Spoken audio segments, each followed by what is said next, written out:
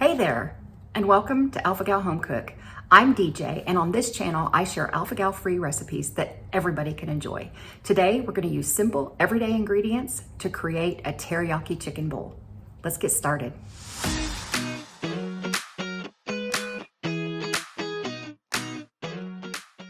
The ingredients for this recipe are actually pretty simple.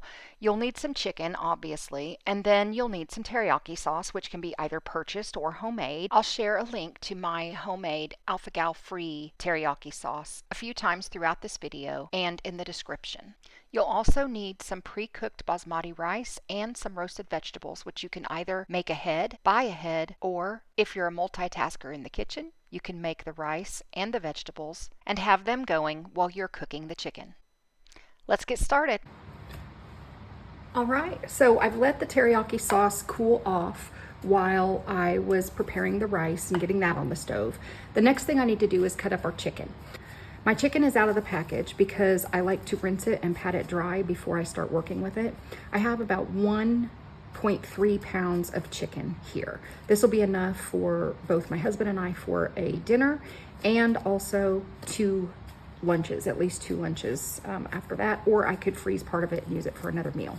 So what I'm going to do is cut the chicken into cubes, and I'm going to make them probably about 1 inch in size for this dish. You can make them smaller, and if you want to, you can also mix your chicken teriyaki and rice all together in a dish instead of plating it the way that I do, in which case cutting it up smaller would help spread it through the dish more. So I'm going to do this. I'm just going to cut them all about 1 inch in size.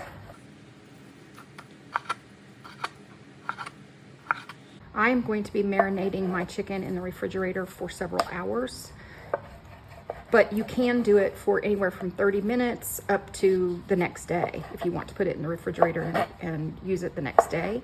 It'll also keep in the refrigerator without the chicken in it, the teriyaki sauce itself, without any chicken having ever been added to it, as a sauce in the refrigerator for about 2 weeks.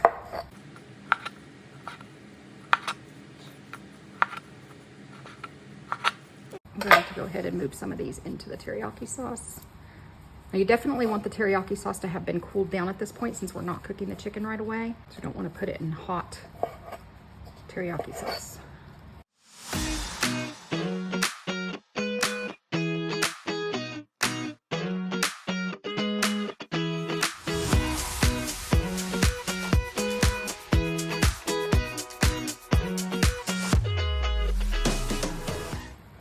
And I'm going to stir the chicken into the teriyaki sauce. If I was going to marinate this overnight, I would probably put it in a Ziploc bag instead of just transferring it to the pan. It's just easier.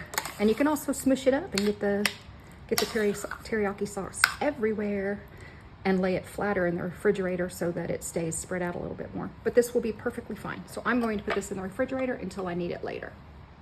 All right, well, the vegetables are in the oven and they have another 25 minutes or so. I'm going to go ahead and get the chicken started. I'm going to use probably about a tablespoon of olive oil, but it's just enough to keep the chicken from sticking initially when I put it into the pan.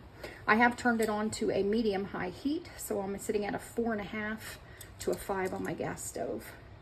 I'm going to transfer the chicken into the pan with tongs or a slotted spoon, and what that's going to do is help me not bring over all of the sauce so that the chicken can brown instead of boil. We don't want to turn the chicken too frequently in the beginning because we do want it to, it's not going to really brown, but we want to make sure that it's done on all sides. So we want it to start turning kind of a, oh, I dropped a little piece of chicken down there. That's going to be a nice mess to clean up. We want it to turn like a light brown or kind of a whitish brown on one side before we flip it over. And then when it starts to become almost done, it won't be white anymore. It'll look more of a brownish color. And that's when we'll add some more sauce to the pan and let it finish cooking. We don't want to use this teriyaki sauce that has had the chicken in it marinating for anything else unless we cook it further, because it does have raw chicken in it now. So what we'll do is anything that's left from this that we're going to use, we will cook it off with the chicken. Now, if you had made enough and set some aside before you put the chicken in, then you could use that as a sauce on top, but don't use this as a sauce on top unless you have cooked it again.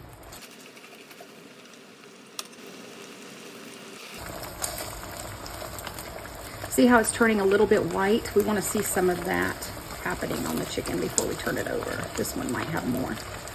Yeah. Something like that. Marinated chicken cooks more quickly than non-marinated chicken. And the longer it's been marinated, the quicker it's going to cook. So if you marinated this overnight, you would probably notice a quicker cook time than me having just marinated it for about an hour or so.